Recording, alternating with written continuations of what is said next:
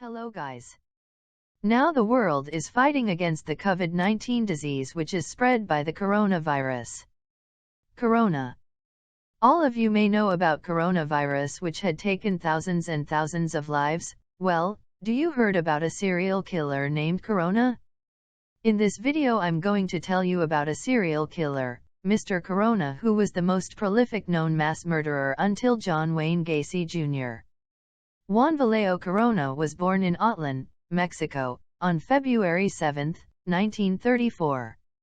He moved from Jalisco, Mexico, to Sutter County with two older brothers in the early 1950s.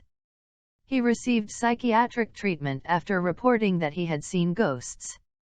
Juan Corona, a farm labor contractor who was dubbed the machete murderer for hacking and killing 25 migrant workers in California. The crimes that made him the worst serial murderer in American history at the time of his 1973 conviction.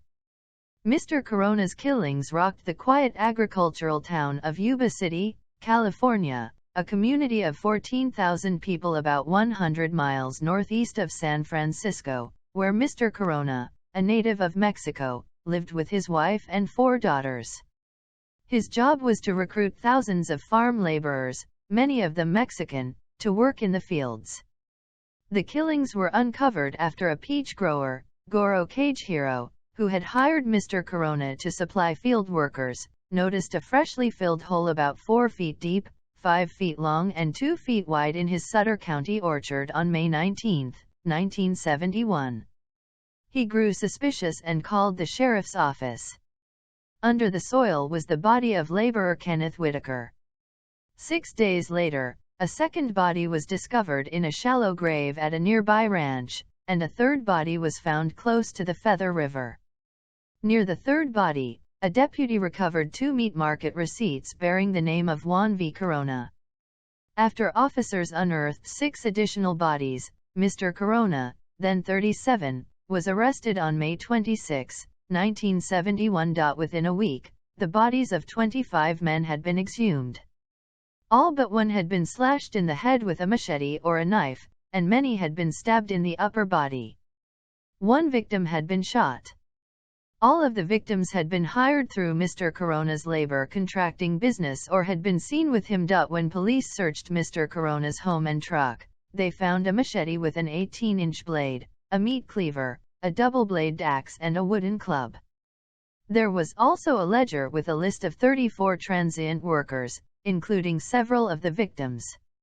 Despite Mr. Corona's assertions of innocence, prosecutors called the ledger a death list.